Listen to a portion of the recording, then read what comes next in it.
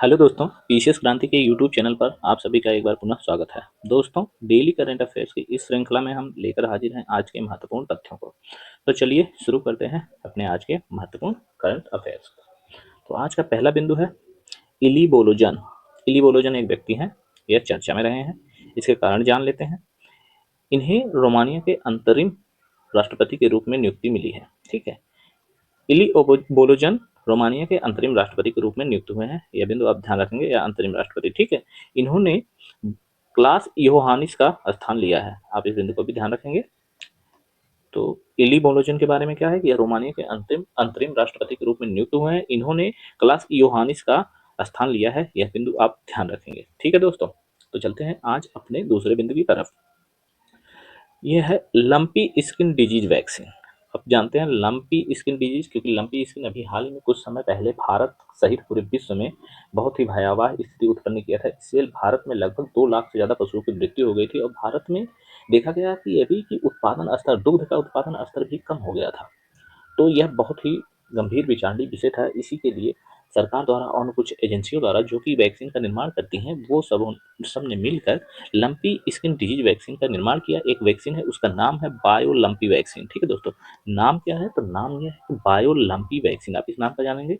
और इसे यह चर्चा में क्यों रही है वैक्सीन? तो यह केंद्रीय औषधि मानक नियंत्रण संगठन द्वारा इसे मंजूरी मिल गई है पर परीक्षण के लिए। तो इसीलिए लंपी स्किन डिजीज वैक्सीन जो है वह चर्चा में रही है। ठीक है दोस्तों, आप जान गए कि लंपी स्किन डिजीज किससे संबंधित है? पशुओं से संबंधित है। वहां पे पशुओं की जो त्वचा होती है, त्वचा पर कुछ फफोले टाइप से पड़ जाते हैं, जिससे पशुओं की धीरे धीरे मृत्यु हो जाती है। पूरे शरीर में, शरीर के आंतरिक भागों में भी यह फफोले पड़ जाते हैं, जिससे उन्हें खाने पीने में और तमाम दैनिक क्रिया, नृत्य क्रिया करने में समस्याएं होने लगती हैं, और वह मृत्यु को प्राप्त हो जाते हैं। तो इससे बचने के लिए ही बायो लंपी वैक्सीन डिजीज का निर्माण किया गया है, जिसका परीक्षण अभी हाल ही में होने वाला है। ठीक है दोस्तों, अब ये देख लेते हैं कि इस वैक्सीन का निर्माण किसने किया। तो इसका निर्माण भारत बायोटेक समूह ने किया है, जो कि भारत की एक महत्वपूर्ण वैक्सीन निर्माता कंपनी है, उसके द्वारा। और इसमें सहायता प्रदान की थी आईसीएआर, भारतीय कृषि अनुसंधान परिषद ने इसमें सहायता प्रदान की थी इस वैक्सीन निर्माण में। ठीक है दोस्तों, तो यह थे हमारे आज का लंपी स्किन डिजीज वैक्सीन से संबंधित महत्वपूर्ण तथ्य। दोस्तों, आप इसे नोट डाउन करते हुए चलेंगे और इसे रिवीजन बार बार करते रहेंगे।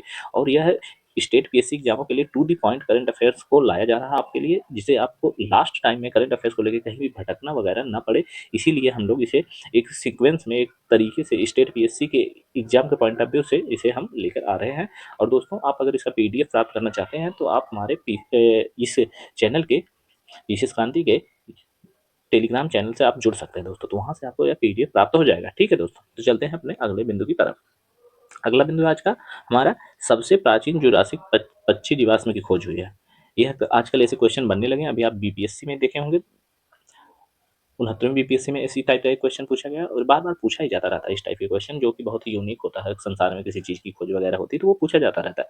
दोस्तों, जुरासिक काल का, जुरासिक काल आप जानते हैं कि भौगोलिक कार्यक्रम का, भौगोलिक कालानुक्रम का एक पार्ट है। वहां से जुरासिक पक्षी, यानी कि लगभग कई मिलियन वर्ष पहले इस पक्षी का अस्तित्व था पृथ्वी पर, लेकिन अब इस समय वर्तमान समय में नहीं है। इसकी खोज की गई है तो झेंगहे, जो कि फुजियान प्रांत है एक चीन का, वहां पर इसका खोज किया गया, झेंगहे फुजियान प्रांत। ठीक है, यह लगभग 150 मिलियन वर्ष पुराना दोस्तों। तो आप इस बिंदु को भी नोट डाउन कर लेंगे। ठीक है दोस्तों, तो चलते हैं अपने अगले बिंदु की तरफ।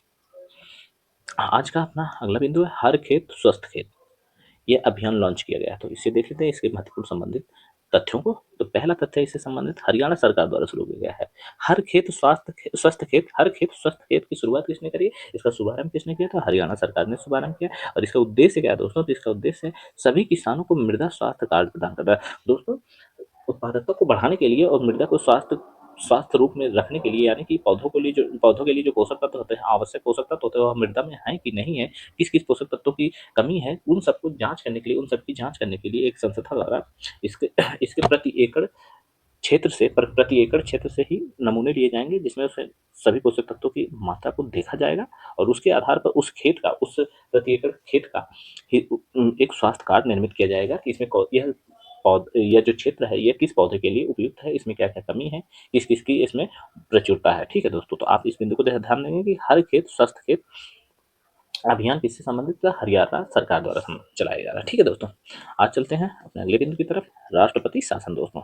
अभी यह चर्चा में रहा। ठीक है दोस्तों, इसका रीजन आप जानते ही होंगे, क्योंकि मणिपुर में इसे 15 फरवरी से इसे राष्ट्रपति द्रौपदी मुर्मू ने इसे वहाँ पे राष्ट्रपति शासन की घोषणा कर दी है दोस्तों। ठीक है, इसके कारण जान लेते हैं। तो कारण यह है कि वहाँ पर अभी आप जान ही रहेंगे, मणिपुर में सामुदायिक हिंसा और शासन संकट आया हुआ था। शासन संकट, सामुदायिक हिंसा तो आप जान रहे थे, वहाँ पे कुछ जनजातियों के थ्रू कुछ समस्या हुई थी, और शासन संकट से संबंधित कुछ बिंदु थे कि वहाँ के सीएम थे, जो सीएम एन बीरेन्द्र सिंह ने त्यागपत्र दे दिया था। इस कारण वहाँ पे क्या कहते हैं, राष्ट्रपति शासन लागू हुआ था। ठीक है दोस्तों, अब हम जान लेते हैं राष्ट्रपति शासन क्या होता है। राष्ट्रपति शासन के महत्वपूर्ण कुछ तथ्यों को देख लेते हैं। राष्ट्रपति शासन का अर्थ है कि राज्य सरकार को निलंबित करके केंद्र का प्रत्यक्ष शासन लागू करना। ठीक है दोस्तों, तो राष्ट्रपति शासन का मतलब यह होता है कि वहां से राज्य सरकार को निलंबित कर दिया जाता है और केंद्र का प्रत्यक्ष शासन हो जाता है दोस्तों। इसे राज्य आपातकाल या संवैधानिक आपातकाल भी कहते हैं। ठीक है दोस्तों, अब इसे जान लेते हैं कि संविधान में इसका क्या प्रावधान है दोस्तों। आर्टिकल 356 356 के तहत केंद्रीय मंत्रिपरिषद की सलाह पर राष्ट्रपति द्वारा किसी क्षेत्र विशेष या राज्य विशेष पर राष्ट्रपति शासन को लागू किया जाता है। ठीक है दोस्तों, अब चलते हैं कि देख लेते हैं कि राष्ट्रपति शासन लगाया कब जाता है। तो दोस्तों, राष्ट्रपति शासन तब लगाया जाता है जब राष्ट्रपति राज्य के राज्यपाल से रिपोर्ट प्राप्त होने पर या अन्यथा संतुष्ट हो कि ऐसी स्थिति उत्पन्न हो गई है कि जिसमें राज्य का शासन संविधान के प्रावधानों के अनुसार नहीं चलाया जा सकता। इस वजह से राष्ट्रपति शासन लगाया जाता है दोस्तों। ठीक है, अब चलते हैं आज के अपने अगले बिंदु की तरफ। तो आज का अगला तथ्य है पंचायत डिवोल्यूशन इंडेक्स 2024।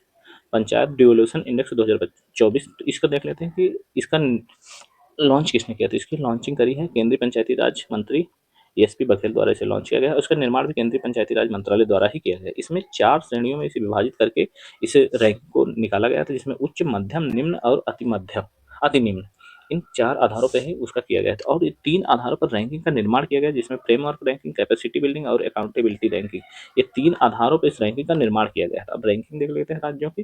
तो रैंकिंग में है कि सबसे उच्च रैंकिंग जो है, उच्च, मध्यम और निम्न, इन चारों भागों में बांट कर इसे देखते हैं कि कौन क्या क्या पाया हुआ है। तो कौन कौन किस किस रैंकिंग का है। तो उच्च में है कर्नाटक है पहले पे, दूसरे पे केरल है, तीसरे पे तमिलनाडु है, चौथे पे महाराष्ट्र, पांचवें पे उत्तर प्रदेश। दोस्तों, इस बिंदु को आप ध्यान रखेंगे अवश्य कि उत्तर प्रदेश 5th पोजीशन पर है और पहले पर है केरल, फर्स्ट पे केरल है। ठीक है दोस्तों, अब इसको देखते हैं मध्यम वाली रैंकिंग। तो मध्यम में फर्स्ट रैंक पे है आंध्र प्रदेश, दूसरे पे हिमाचल प्रदेश, तीसरे पे है एमपी। ठीक है, और निम्न में बिहार प्रथम है और असम दूसरे पे है। अति निम्न में अंडमान सबसे अंतिम है दोस्तों। ठीक, अब समग्र रैंकिंग की बात करी जाए तो समग्र रैंकिंग में पहला स्थान केरल का, कर्नाटक का, सॉरी, दूसरा स्थान केरल का, तीसरा स्थान है तमिलनाडु। तो आप ध्यान रखें, इसमें यूपी जो कि 2014-15 में 15वें स्थान पे था, वह 2024 में 5वें स्थान पे पहुंच गया था। तो यूपी में की संख्या में, यूपी की रैंकिंग में वृद्धि हुई है, इसलिए आप इस बिंदु को भी ध्यान रखेंगे दोस्तों। चलते हैं अपने अगले बिंदु की तरफ।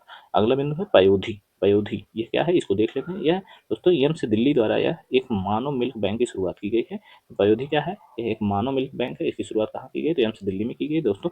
दान में मिले दूध को पाश्चुरीकृत करके सुरक्षित रूप में नवजातों को दिया जाएगा दोस्तों। कुछ जैसे कि कभी कभार कुछ किसी की डेथ होता है जल्दी किसी माता की, तो वहाँ पे उसे उस बच्चे को जो फीडिंग कराना रहता है वह हो नहीं पाता है प्राकृतिक रूप से। तो इसलिए यह WHO द्वारा अनुशंसा भी करी गई थी कि इस तरीके के मानव मिल्क बैंकों का निर्माण किया जाए। तो उसी संदर्भ में एम्स दिल्ली ने इस मानव मिल्क बैंक का निर्माण किया है दोस्तों। ठीक है दोस्तों, अब चलते हैं अपने अगले बिंदु की तरफ। तो अगला तथ्य है आकाश मिसाइल। आकाश मिसाइल हाल ही में चर्चा में रहा दोस्तों। इसका कारण क्या है, यह भी ध्यान देते हैं।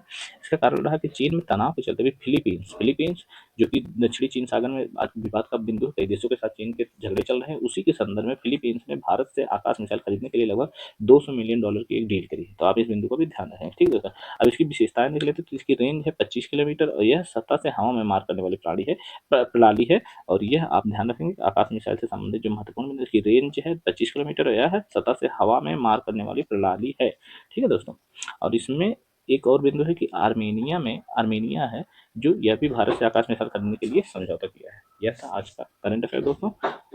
लेकर हाजिर होते हैं कल के महत्वपूर्ण करंट अफेयर। तब तक के लिए धन्यवाद।